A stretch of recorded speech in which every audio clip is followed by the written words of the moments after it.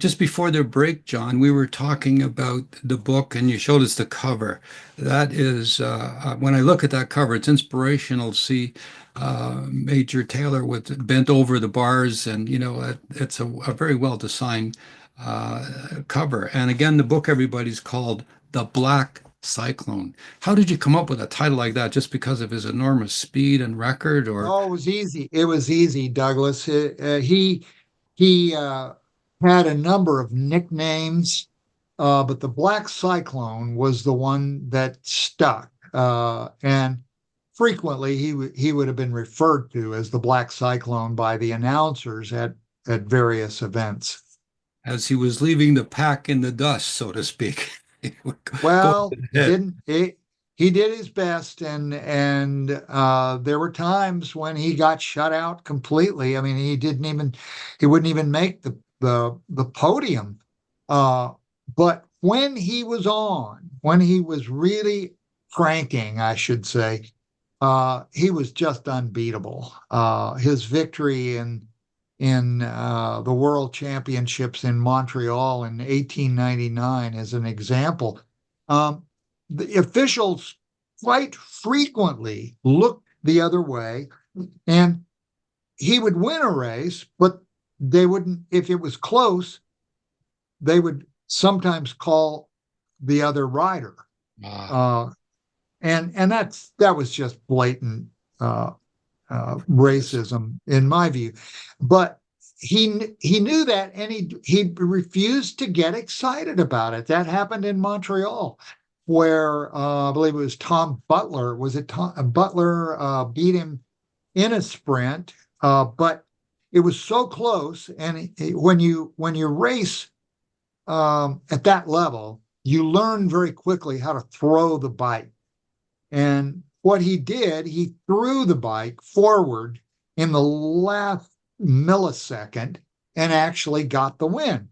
Wow. But the officials wouldn't give it to him. This was in the 1 mile uh, world championship. So he just said, "Oh well, I will deal with it in the 2 mile," which was his specialty event, and he won the 2 mile convincingly. Uh, so when he won that, got his first world championship, um, he was highly sought after everywhere, especially in Europe and Australia. Later, he went to Australia, because of the promoter, and I'm trying to think of the promoter's name, who was a fight promoter.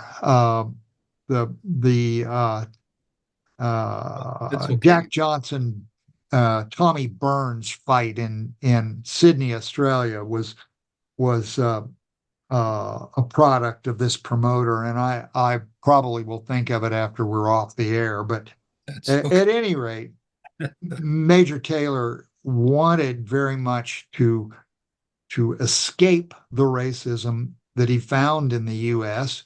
and go to Europe and go to Australia where racing was huge, and because this is where the money was. Well, you mentioned as he's traveled the world for a 13-year-old African American boy to travel the world and to achieve all the accomplishments he's done in the world records in the face of blatant prejudice. I think his faith sustained him. And obviously, he was a good son, promising his mummy not to race on the Sabbath. He was a devoted man.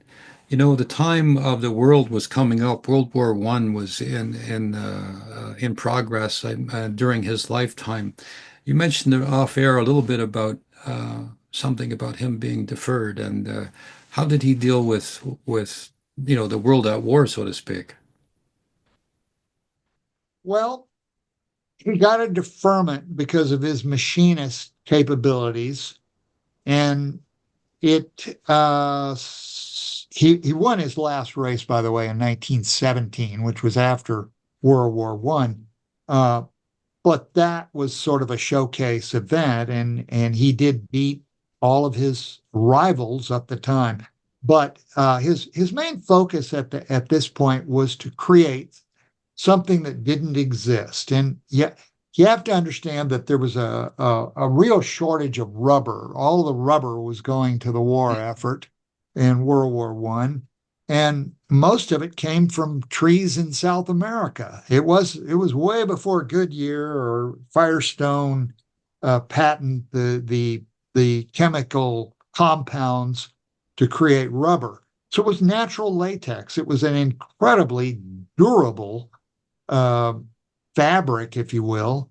And because of that, it was in short supply. So what Major Taylor did with Bertie Munger's backing was create a device called the spring wheel. And because at the time tires were recapped and recapped and recapped because the rubber was so scarce. Well, this made them very dangerous Mhm. because those bonds didn't always hold. So what Taylor did, he found a need to make a suspension system inside a wheel, and he created I trying to describe this is really difficult.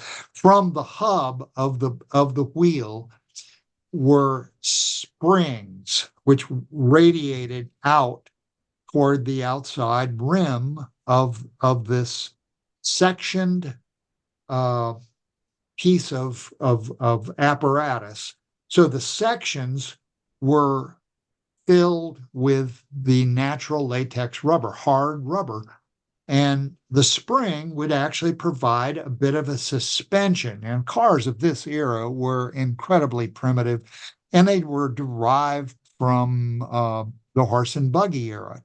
And those were very, very hard, especially on passengers. So what Taylor did was create this spring wheel, which had those sectioned pieces of hard rubber, and it provided a suspension. He tested it on his own Stutz Bearcat, which was a really powerful sports car of the day.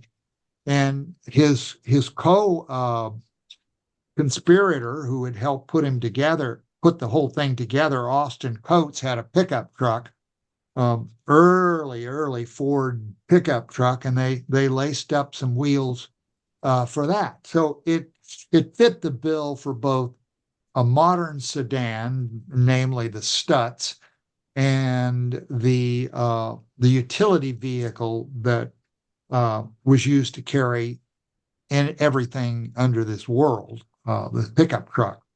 So it was a great idea.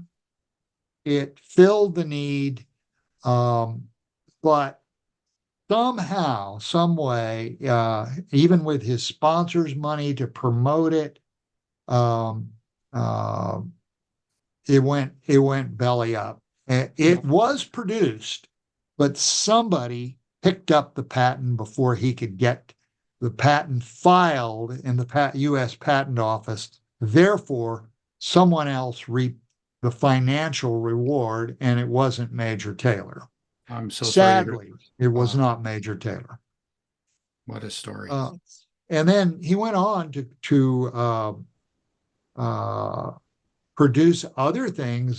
He had a really good bean-based motor oil, but I mean, how can you do battle with Standard Oil of Ohio? It just didn't happen. So he got shut out again, and so financially, he was broke by 1930. He produced his own autobiography, had a typist do the entire thing. I have a copy. It's a extremely valuable early edition signed by Major Taylor, and it is the prize of my library. Uh, One of very few that still exist. But that is the true story that he told himself, um, and the autobiography that he wrote was because his career was over at that point, he sold them to in bike shops. He sold them at club meetings, bicycle club meetings. The sport was still going, and even after that into the 1920s and 30s, it had lost much of its appeal, especially to young athletes, but it was still active. So he had cartons of these books in his his car, and eventually ended up most of them in Chicago, where of course he passed away. So those books. Not all of them even got distributed, but occasionally you'll see them out there in the rare book department of some stores, but vintage books are hard to come by. Well, it's an amazing story as we get to the end of our interview. Um, the Black Cyclone, a hero the world forgot, where you, John Howard, bring the life of Major Taylor back into the forefront. Um, I guess getting much of the information from his daughter before her passing. This is an amazing story. Your credentials as a world-class athlete are impressive, and I think one of the most in your bio here, one of the most uh, historic justice was for John Kennedy Howard and Marshal Major Walter Taylor entered the Cycling Hall of Fame on the very same day in 1989. I can't think of a better person to be telling Major Taylor's story than yourself, sir. It's a fascinating interview. I think our audience would well enjoy the book, and it's available at let me get it right now, majortaylorstory.com, and there's the title of it right there, everybody. I suggest you go get one right now. It's in Barnes and Noble. It's an Amazon bestseller. It's in all formats: hardcover, softcover, ebook, and now Audible. So we got all bases covered. Again, the website's majortaylorstory.com. Thank you for being on the show, John. It's a pleasure to have you here, and we'll have you back sometime in the near future. Hey, everybody, thank you for joining the Soul Report. We're here today to help enrich your journey and ignite your perspectives. Don't forget to subscribe to our series and follow us on social media. Until next time, keep nurturing your spirit, seeking knowledge, and spreading positivity. Until next time, we wish you peace and prosperity. The growth of your soul is the most exciting journey you can embark on.